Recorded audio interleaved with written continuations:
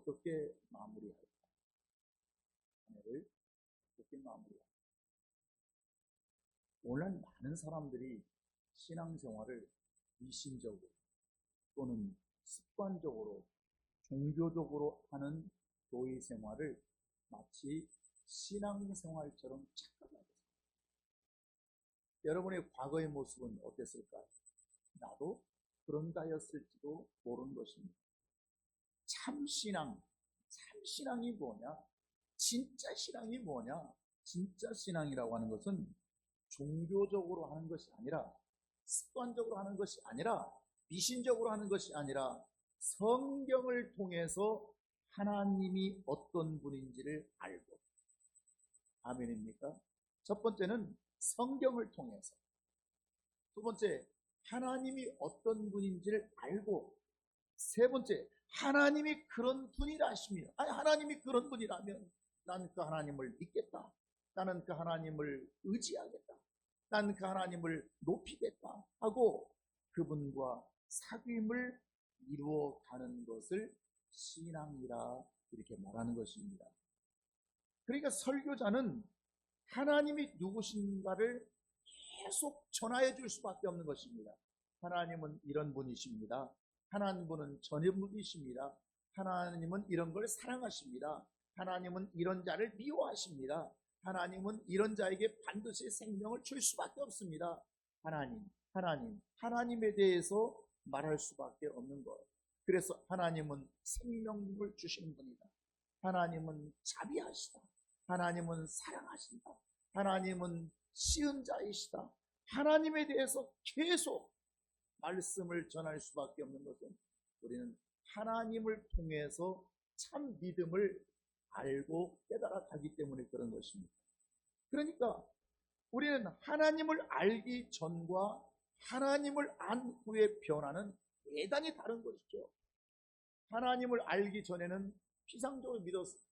내 생각이 참 신앙인 줄 알았습니다. 내가 하는 방식이 옳은 줄 알았습니다. 그런데 진짜 하나님을 알고 나니까 그게 잘못된 거구나, 그건 신앙이 아니었구나, 그건 믿음이 아니었구나 하는 것을 깨닫게 되는 거죠. 알기 전에는 믿음도 없었고 하나님을 높일 마음도 없었고 하나님을 의지하고 싶은 마음도 없었는데, 이제 정말 그러니까 그에게는 기적도 없고 어떤 하나님에 대한 체험도 있을 수가 없었는데, 하나님을 알고 난 후부터는 하나님을 높일 수밖에 없는, 하나님을 경배할 수밖에 없는, 하나님을 따를 수밖에 없고, 내가 그 하나님이시라면 내가 내 삶에 헌신을 드릴 수밖에 없는 하나님을 경험하는 자가 되다, 그 말입니다. 육체 가운데 경험하게 되고, 영적인 일에 경험하게 되고, 물질 가운데 경험하게 되고, 가정 안에서 경험하게 되는 것이죠. 부모가 자식을 낳으면 그 낳은 자식에 대해서 낳아줬으니까 네가 알아서 커 이제 이렇게 말하는 부모가 없죠. 길러주고 먹을 것을 주고 입혀주기만 하는 것입니다.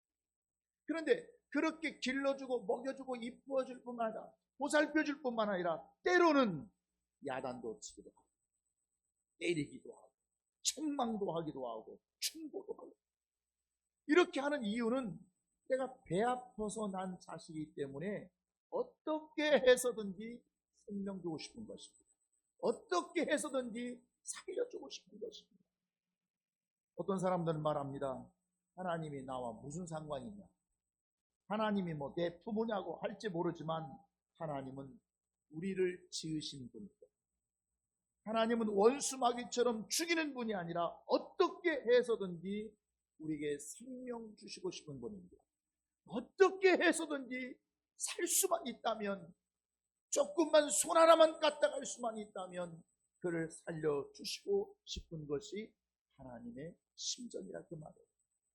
오늘 2024년도 마지막 예배를 드리면서 어떻게 새해를 맞이할 수 있을까? 어떻게 소망으로 가득 찬, 정말 비전과 꿈으로 가득 찬 새해는 그저 새해가 왔다고 해서 그냥 오는 게 아닙니다. 하나님 앞에 어떤 모습으로 내 모습을 보이는가, 하나님 앞에 어떤 생각을 가지고 보내느냐에 따라서 생명의 기회가 올 수도 있고 생명의 길 없이 그냥 또 1년 해가 묵으면서 우리는 나이만 들 수 있는 것입니다. 지난 1년을 돌아보면서 우리가 꼭 해야 할 것이 두 가지가 있는데, 그 첫 번째가 바로 뭐냐면 회개하는 것입니다. 나의 부족을 깨닫고 말씀 앞에서 내가 이렇게 하나님의 뜻은 이거였는데 나는 이렇게 살았단 말이야. 그건 회개할 문제인 것입니다. 내가 생명을 얻지 못한 것이 있다면 하나님은 생명을 안 주셔서가 아니라 내가 생명을 받아낼 수 있는 믿음이 없었기 때문에, 그래서 회개하는 거죠. 두 번째는 뭐 하는 거죠? 감사하는 거죠. 감사하는 거. 꼭 내가 무슨 감사할 게 있었냐? 지난 2024년도 1년을 지내보면서 지난 1년도 얼마나 힘들었고 얼마나 어려웠고 얼마나 정말 불만스러웠고, 정말 이게 나라가 나라냐, 세상이 세상이냐. 여러분, 그러나 돌아보면, 곰곰이 돌아보면 모든 것이 다 하나님의 은혜, 하나님께 감사합니다. 오늘 성가대의 찬양을 통해서 하나님께 감사합니다.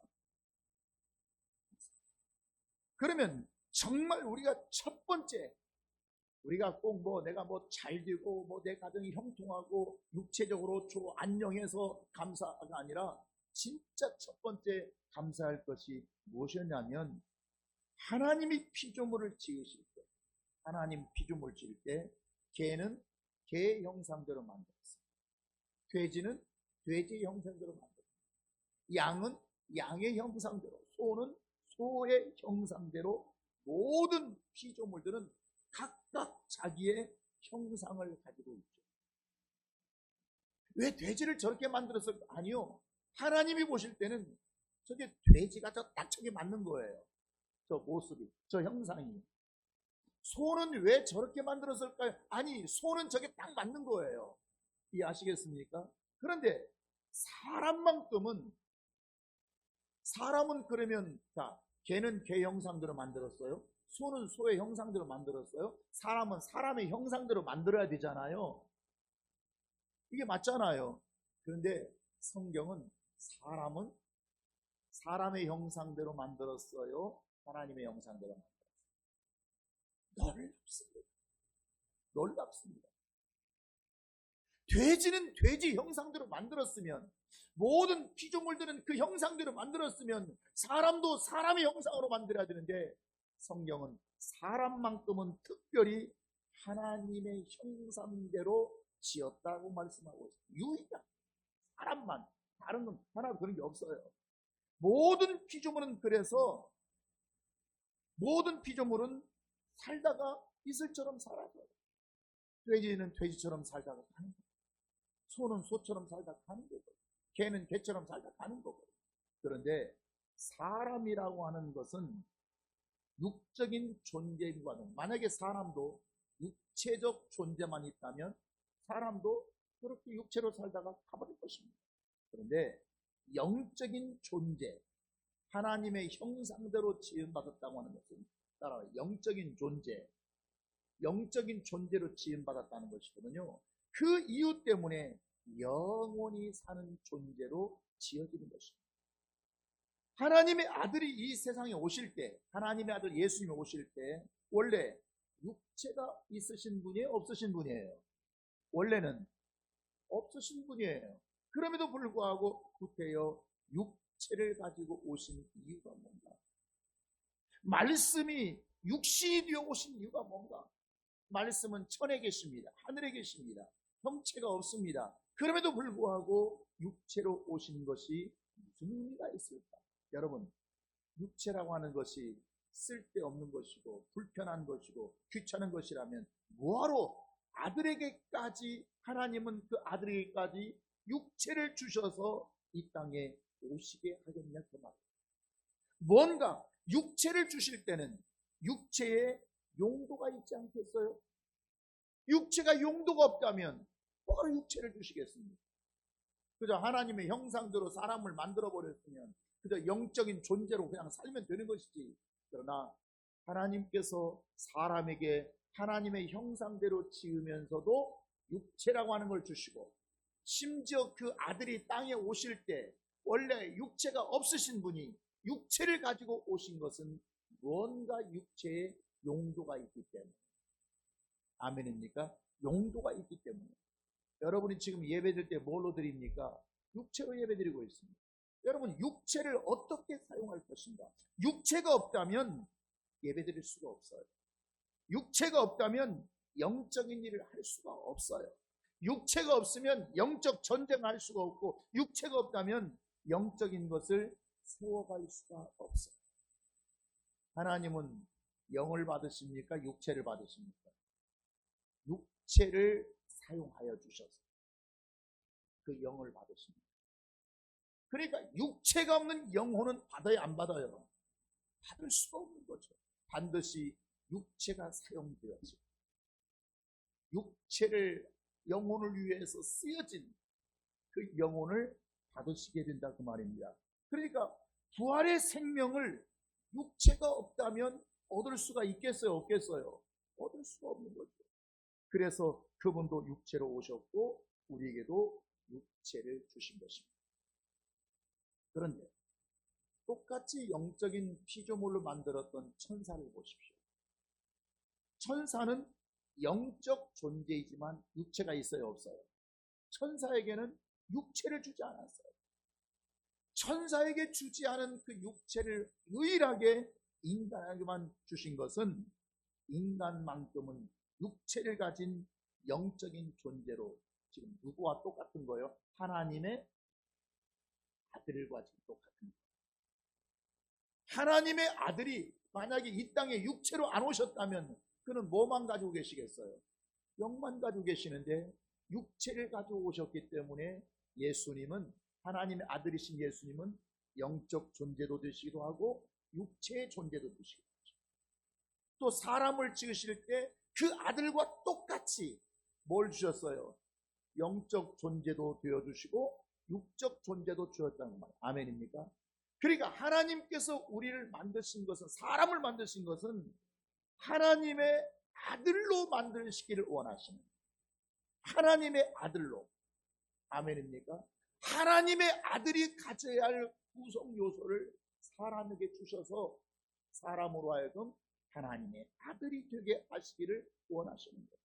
자, 이 진리를 아는 자, 이 진리를 모르는 자가 아닙니다. 이 진리를 아는 자는, 이 엄청난 은혜와 축복을 깨닫는 자는 감사하지 않으려야 하는 것입니다. 지금 오늘 시간상 이 내용을 더 깊게 지금 설명할 수는 없지만 이미 여러분에게 말씀드린 것이 많이 있고, 그러나 이 은혜를 깨닫는 자, 이 진리가 있단 말이야. 이것은 감사하지 않을 수가 없는 거죠. 그러나 여러분, 무지한 자, 미련하고 어리석은 자는, 다시 말하면 이 엄청난 진리를 깨닫지 못하는데 어떻게 감사할 수가 있겠어요? 이 내용을 모르는데, 이 진리를 알고 있지 못하는데 어떻게 그가 감사하십시오 하면 딱 생각나는 것이, 내가 뭐 물질을 받은 게 있나, 내가 뭐 고침 받은 게 있나, 내가 뭐 잘된 게 있나, 뭐 승진한 게, 요거밖에 생각이 안 나. 육체 가운데서밖에 생각이 안 나. 그러나 이 진리를 깨닫고 아는 자는, 육체는 제 자고라도 영적으로 내가 받은 이 은혜가 얼마나 큰가. 사람들은 칭찬을 참 좋아합니다. 잘한다 하면 또 고래도 춤춘다니까. 칭찬하는 걸 굉장히 좋아하고 칭찬받고 싶어하고, 우리가 하나님의 일을 해도 뭔가 칭찬을 들으면 기분이 좋아요. 칭찬 받으면 막 하고 싶은 마음이 생겨요. 칭찬 안 들으면 기분 나빠요. 그래서 여러분, 율법이라고 하는 것은, 하나님께서 우리가 율법을 주시고 진리를 주셨는데, 율법이라고 하는 것은 죄인에게 주어서 잘못을 지적하게 하는 게 목적이 있는 거죠. 율법은 깨닫게 하는 게 목적이 있죠. 그러니까 율법을 받으면 아픕니다. 싫어하지요. 율법을 통해서 이건 잘못됐고 저건 잘못됐고, 그건 그렇게 하는 것이 아니고 저건 저렇게 하는 것이고, 도대체 난 뭐야. 그래서 율법 앞에 서 있는 우리의 모습은 짜증나고 시간나고. 로마서 3장 20절에 하신 말씀이 뭐예요? 율법으로 죄를 깨달음이라고 그랬어요. 아멘입니까? 그러니까 율법의 기능은 우리의 잘못을 깨닫게 하는 거예요. 우리는 칭찬해주고 잘한다고 해주고 아유 잘했어 잘했어 아유 수고했어 해야 좋아하는데 뭐 좀 실수해도 아유 뭐 그건 뭐 다 이해하겠지 뭐 그래야 되는데 율법은 죄를 깨닫게 하니까 힘든 거예요. 짜증나는 거예요. 듣기 싫은 거예요. 율법은 이게 잘못되었구나. 아, 이래서 생명을 우리가 못 얻는구나. 아, 이렇게 믿는 건 이건 믿는 게 아니구나. 이걸 깨닫게 해주는 것이 율법의 기능이잖아요. 율법이 우리에게 주신 이유잖아요. 우린 그 율법 앞에서 나의 잘잘못을 구분하고 가리는 거 아니에요. 내 생각이 내가 잘했고 잘못한 이걸 구분하는 것이 이 기준이 되는 것이 아니라 율법의 말씀이 내게 기준이 되는 거예요. 아멘입니까? 내 생각이 나의 기준이 되지 않게 하십시오. 그러면 잘못하면 망합니다. 실수합니다. 율법의 말씀이 나의 신앙의 잘잘못의 기준이 되게 해야 되는 것입니다. 그러니까 만약에 하나님께서 우리에게 율법을 주시지 않았다면, 만약에 이 강단에서 율법의 말씀이 전하여지지 않았다면 죄인이면서도 내가 죄인이에요. 그런데 죄가 뭔지도 몰라요. 내가 뭐 잘못했는지도 몰라요. 뭘 회개해야 할지도 몰라요. 내가 뭘 뜯어 고쳐야 될지도 몰라면, 이걸 알 수 없다면 그는 여전히 형벌을 받을 수밖에 없는 거죠. 뭐 때문에 우리가 회개합니까? 율법 때문에 회개하는 것입니다. 율법의 말씀 때문에. 내가 뭐 때문에 신앙생활을 뜯어 고치는 것입니까? 율법의 말씀 때문에 뜯어 고치는 것입니다. 율법의 말씀이 이렇게 하라고 지적하고 있기 때문에 우리는 고치고 수정받게 되는 것이죠. 하나님은 우리에게 율법을 주심으로 당장은 내 잘못을 지적해, 당장은 나의 치부를 드러내. 그러니까 부담스러워, 불편할 수 있을지 모르지만 죄가 뭔지도 모르는 채 허송세월하는 것보다는 훨씬 낫다 그 말이에요. 아멘입니까? 다시 한번 기회를 주셔서 그 율법을 통해서 이것도 고쳐라, 그건 회개해라, 다시 한번 기회를 줄 테니 내가 너를 용서할 수 있는 기회를 주고 일어설 수 있는 기회를 주시고 내가 다시 한번 쓰임받을 수 있는 기회를 줄 테니 다시 한번 우리가 말씀 앞에서 일어서라. 할렐루야. 이 기회를 주시니 얼마나 감사합니다. 얼마나 감사하죠. 내가 저 율법의 말씀을 듣지 못했더라, 내가 저 진리의 말씀을 듣지 못했더라면, 내가 죄인이 죄인지도 모르고 그저 그것을 습관 삼아서 살아갈 텐데, 여러분 그 말씀이 있어서 나를 깨닫게 하시니 얼마나 감사한 일인가. 자식은 부모의 면류관이 됩니다. 그래서 자식을 반듯하게 잘 자라면 사람들은 그 뭐라고 얘기하죠? 누구 때문에 얘기하죠? 아 참 그 부모 그 어느 부모인지 그 자식 한번 잘 키웠다. 자식이 잘 자라면 누구를 지금 칭찬하는 거죠? 부모를 칭찬합니다. 만약에 자식이 잘못되면 누구를 욕합니까? 그 참 저 부모 그 어떤 부모인지 그 참 빌어먹게 그 어디 자식을 저렇게 키워. 그런데 자식이 잘 자라요. 훌륭하게 자랐어요. 바른 인격으로 자랐어요. 참 부모 참, 저 자식은 참 부모 잘 만나서 잘 자랐구만. 이렇게 말한다 그 말. 금년에 나는 하나님께 받은 은혜가 하나도 없다라고 여러분 생각해요. 난 얼마나 내가 힘들게 살았고 얼마나 어렵고 고통스러웠고 정말 불평하고 원망한다면 정말 하나님께서 내게 베푸신 은혜가 하나도 없었겠습니다. 나는 원망하고 불평하고 내가 정말 고통스러웠는데 내 1년 동안의 삶이 얼마나 힘들었는데 그렇습니다. 그러면 그런 여러분에게 하나님의 은혜가 과연 하나도 없었겠습니까? 이것은 은혜를 모르는 배은망덕한 자에게서 나오는 말씀인 것입니다. 하나님의 은혜가 정말 없었겠습니까? 그 오늘 본문에도 말씀하시기를 시편 105편 1절에서 3절까지 다 같이 한번 읽어볼까요? 시작. 여호와께 감사하고 그 이름을 불러 아뢰며 그가 하는 일을 만민 중에 알게 할지어다. 그에게 노래하며 그를 찬양하며 그의 모든 기이한 일을 말할지어다. 그의 거룩한 이름을 자랑하라. 여호와를 구하는 자들은 마음이 즐거울지어다. 여기 보면 네 가지의 핵심적인 말씀이 있습니다. 첫 번째, 여호와께 감사. 뭐 하라고요? 여호와께 감사하고. 어려웠느냐? 고통스러웠느냐? 힘들었느냐? 내가 아무리 생각해도 내가 감사할 일 없는 것 같으냐? 아니, 여호와께 감사하고. 두 번째는 그가 하는 일, 다시 말하면 여호와께서 하신 일을 만민 중에 알게 할지어.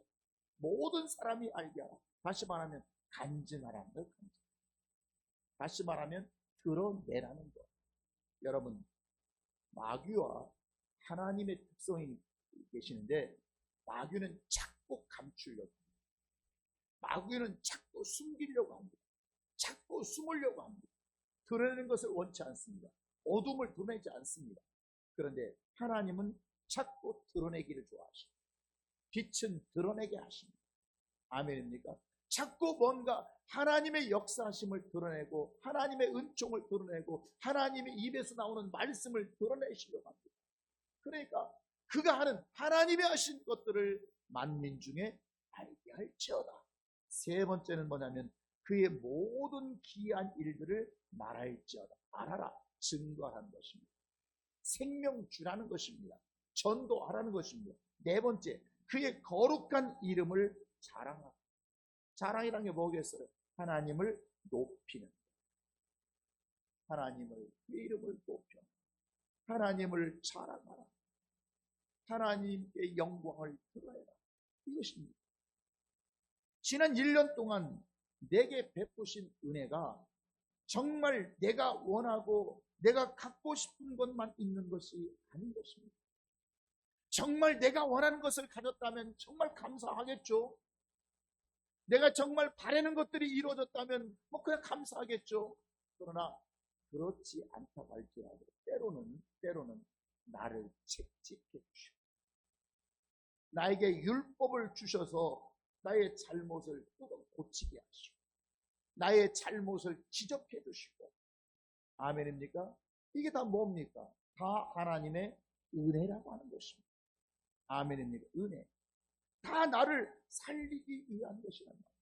그러니까 그 채찍이 없었다면 회개할 일도 없었죠. 그 채찍을 맞고 아프니까, 그 말씀을 듣고 아프니까 내가 회개하겠구나.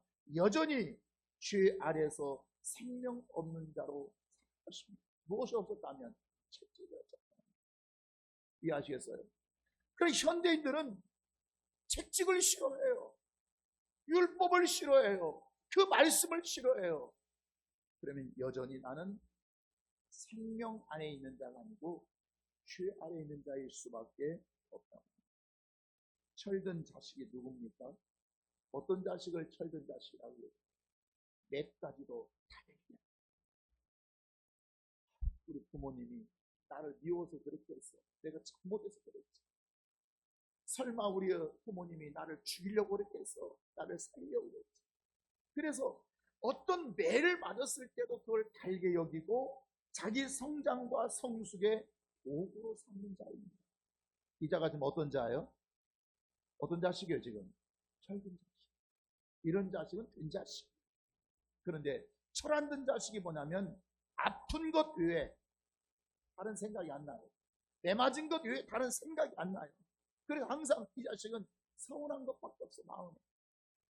마음에 응어진 게 서운한 것밖에 없고 못해준 것밖에 없고 섭섭한 것밖에 생각이 없어요. 여러분 신앙생활하면서 내 마음에 늘 섭섭한 병이 있어요. 늘 서운한 병이 있어요. 여러분 생명을 여러분 마귀의 원수 마귀의 파비 될 수 있음을 기억해야 됩니다. 사람은 아픔을 통해서 성장하는 것입니다. 절대 자식이에요. 우리 신앙생활도 우리 믿음도 우리는 아픔을 통해서 성장하는 것이지. 여러분 잘 보세요. 여러분의 모든 것이 만사형통이야. 만사형통이야. 교회 가도 만사형통이야. 부딪힐 일이 없어. 그냥 늘 평안해. 그냥 늘 좋아. 그냥 늘 나보다 돼. 그때 믿음이 자랍니까? 그때 기도합니까? 그때 정말 하나님을 의지합니까? 아니면 어려울 때, 내가 시험 받을 때, 내가 왜 이렇게 고통스러워 할 때 더 하나님을 의지하고 더 하나님께 기도합니다. 여러분 잘 보세요. 나라가 전쟁이 없을 때, 나라가 평안할 때 더 기도하고 더 하나님을 의지합니까? 나라가 전쟁이 날 때 더 하나님을 의지하고 더 기도합니까? 어떤 게 은혜입니까? 우리 사람들은 자꾸 육체적으로 뭔가 평안한 것만 찾아요. 아니요. 하나님은 우리에게 은혜 주실 때 고난을 통해서 은혜 주시고 어려운 걸 통해서, 아픔을 통해서 성장할 수 있다고 하는 것을 기억할 수 있기를 바랍니다. 제가 1년 지나면서 목사님이 내게 해준 게 뭐가 있어? 목사님 나한테 뭘 해줬어? 여러분, 애은망덕한 자녀, 철없는 자식이 되는 것이죠. 내가 원하는 것이 100% 성취하지 못했다고 할지라도 말씀으로 책망해 주시고, 때로는 말씀으로 교훈해 주시고, 말씀으로 가르쳐 주시기도 하고, 기도해 주시고, 깨닫게 해 주시고, 여러분, 이것이 은혜라고 하는 거예요. 아멘입니까?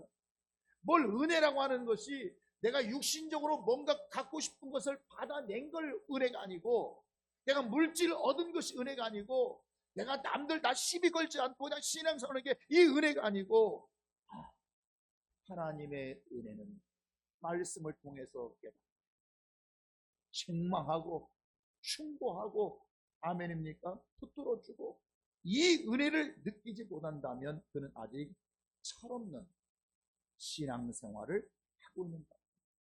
보세요. 말씀을 내게 주셨어요. 내게 직분을 맡겨주셨어요. 내게 일거리를 주시고 헌신할 수 있는 기회를 주셨어요. 이게 아닙니까? 이런 건 은혜가 아닙니까? 이건 정말 은혜 중에 은혜가 된다고 하는 거예요. 그 말씀이 우리 입에 쓸든지 달든지 그것은 살리기 위한 은혜다. 이것을 모른다면 그는 어떤 자가 되는 거예요? 망덕한 자가 되는 거예요. 엄마가 나에게 해준 게 뭐가 있어? 이런 자와 똑같은 거예요. 엄마가 배 안에 있을 동안에 내가 10달 동안 엄마는 자지 못하고 제대로 이리저리 눕지도 못하고, 만약에 엄마가 젖을 안 주었다면 벌써 죽었을 것입니다. 입혀주고 먹여주고 너를 위해서 새벽마다 기도해주고 너를 위해서 정말 잠 못 자고 지극정성으로 살펴주고 내 입에 들어갈 것 네 입에 넣어주고 내가 너를 살리기 위해서 내가 아끼고 절약하고 손해보고, 여러분 이렇게 해서 자식이 자라고 성장하는 것이지 그냥 자란 자식이 어디 있냐고. 2024년도 아무리 생각해봐도 하나님이 나에게 주신 게 하나도 없어요. 진짜 몰라서 그렇지 나 고생만 했어. 난 받은 게 없어. 정말 내 인생 속에는 불평하고 원망하고 정말 원망스러운 것밖에 없어. 고통스러운 것밖에 없어. 여러분, 만약에 그런 자가 있다면 얼마나 엉터리로 신앙생활을 했기에, 도대체 어떻게 신앙생활을 했기에, 그 자비로우신 하나님이, 긍휼이 많으신 하나님이, 그렇게 사랑이 많으신 하나님이, 원수 마귀도 아니신 하나님이 도대체 얼마나 형편없게 신앙생활을 했기 때문에 그 정도밖에 대우하지 못해요. 왜 이런 생각이 못해요? 도대체 내가 하나님께 받은 게 없어. 받은 게 없다고요? 받은 은혜가 없다고요? 감사할 일이 없다고요? 도대체 그렇게 사랑이 많으신 하나님, 조금만 잘 보여도 하나님은 큰 것으로 갚아버리시는 그 하나님의 자비하심과 긍휼하심과 인애하심, 그 자에게는 왜 없다고? 어떻게 신앙생활, 얼마큼 엉터리를 했기에, 얼마큼 대충 눈 가리고 했기에 하나님은 그렇게 그를 대우할 수밖에 없었거든요. 그래서 내가 에레미야 6장 19절에서 그렇게 이렇게 말씀합니다. 땅이여 들어라. 내가 이 백성에게 무엇을 내리니? 재앙을 내리니 이것은 그들의 무엇이라고요? 생각의 결과라고요. 그들이 내 말을 듣지 아니하기 때문에, 그들이 내 율법을 거절하기 때문에. 내가 하나님 앞에 생명과 복을 받는 것도 우연은 없습니다. 심은 것을 받는 것입니다. 내가 하나님께 저주와 징계를 받는 것도 우연은 없습니다. 심었기 때문에 받는 것입니다. 그러니까 너희가 너희 생각의 결과라. 이 백성에게 재앙을 내릴 수밖에 없었던 것은 네 생각의 결과라. 그들이 내 말을 듣지 아니하고 내 율법을 거절하였기 때문이다. 두 아이가 학교를 가면서 대화를 합니다. 서로 친구 두 아이가. 한 친구가 말한 게, 나는 어제 아버지에게 무지하게 맞았어요. 씩씩거리면서 학교를 갑니다. 그러니까 옆에 있었던 다른 친구가 말하기를, 나는 내가 부럽다. 야, 내 맞는 게 부럽냐? 너 한번 맞아볼래? 그렇게 어제 맞은 데가 분이 안 풀려가지고 얘기를 하는 것입니다. 그래서 친구 말하기를, 나는 너처럼 나를 때려줄 부모가 없는 것이 있는 것이, 나는 나를 채찍질해줄 수 있는 부모가, 우리 아버지는 내가 어렸을 때 일찍 돌아가셨어요. 나는 아버지 없이, 내게 회초를 때려줄 아버지라도 계셨으면 정말 좋겠다고 눈물을 글썽거리고, 친구가, 야, 채찍질하는 아버지가 뭐가 좋아? 너 맞아볼래? 나는 저런 아버지가 없으면 좋겠어. 나는 저런 아버지는 죽어버렸으면 좋겠어. 여러분, 이 두 아이의 대화 속에서 무엇을 느끼십니까? 철든 아이는 비록 어리지만 나를 때려줄 수 있는 아빠. 그 아빠는 나를 때리기만 하겠습니까? 그저 밥만 먹고 365일 1년 동안 나를 때리기만 하겠습니까? 그 아빠가 계셨기 때문에 때론 뇌를 맞을 수도 있지만, 그 아빠가 계셨으니까 나를 보호해 줄 수도 있고, 내가 다른 아빠 있는 아이들처럼 기죽지 않을 수도 있고, 나에게 도움이 될 수 있다. 그 아빠로부터 많은 생명을 얻을 수 있었을 텐데, 나는 아빠, 나는 나를 때릴 수 있는 아빠라도 계셨으면 난 네가 부럽다. 이렇게 말할 수밖에 없습니다. 부모 없이 자라면 도로 자식이 되는 것입니다. 후에 철들어 뭔가 은혜를 갚으려고 할 때는, 그때는 감사의 기회가 나에게 돌아오지 않아요. 끝나버린 거예요. 2024년도 한 해를 마무리하면서 정말 하나님께 감사할 수 있는 것을 찾아서 감사하시기 바랍니다. 분명히 하나님은 나에게 뭔가를 주셨다. 내가 이건 꼭 내가 서운할지 모르지만 하나님은 이걸 주셨다. 저 사람은 척을 받아가지고 좋아하는데 나는 없지만 나는 이걸 받아서 기뻐할 수 있다. 감사는 단순한 감사가 아닙니다. 감사한다고 하는 것은 은혜 위에 또 다른 은혜를 끌어올 수 있는 축복의 기회가 되기 때문에 그렇습니다. 감사라고 하는 것은 그냥 지나간 시절을 그냥 회상하는 그런 개념이 아니라, 내가 하나님께 내가 작은 것 주셨어요. 내가 작은 것 주셨어요, 하나님이. 그러면 그것을 감사할 때 하나님은 그 감사 위에 더 큰 감사를 주시고, 이걸 뭐라고 얘기한다고요? 은혜 위에 은혜라. 이렇게 말씀하십니다. 감사할 순자에게는 강같이 흐르고 넘치는 정말 은혜의 새해를 기대하게 될 줄 믿습니다. 감사로 정말 꿈과 비전을 갖고 새로운 한 해를 대하고 기다리는 자와, 원망과 불평 속에서, 짜증 속에서, 그냥 감정의 침들림 속에서 새해를 맞는 자는 다른 것입니다.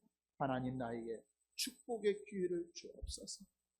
새해를 통해서 하나님 나에게 축복의 기회를 주옵소서. 내가 쓰임받을 수 있는 기회를 주옵소서. 내게 복의 기회를 주옵소서. 하나님, 새해가 그냥 세월이 왔다고, 시간이 왔다고 기회가 되는 게 아닙니다. 하나님, 내가 이렇게 쓰임받으리. 내가 이렇게 하나님 앞에 주의를 하리라. 내가 열심히 내가 일하리라. 직장에서 열심히 일하고, 자꾸 회사 원망하지 말고 회사 불평하지 말고 정말 내가 감사하면서 내가 더 열심히 일해서 더 많이 받아내리라. 하나님은 일한 대로 싹을 주시고 일한 대로 역사하시는 하나님이십니다. 일하지 않은 자가 싹을 기다리는 것은 거짓이고 도둑입니다. 우리는 정말 하나님께 일한 상을 누릴 수 있는 자가 되기를 주의 이름으로 축원합니다. 우리가 같이 따라하겠습니다. 하나님, 나에게 축복의 기회를 주소서. 나에게 축복의 기회를 주옵소서. 새해는 나에게 축복의 기회가 되게 하소서. 아멘. 아멘. 여러분, 이 믿음의 역사가 꼭 나타나기를 주의 이름으로 축원합니다.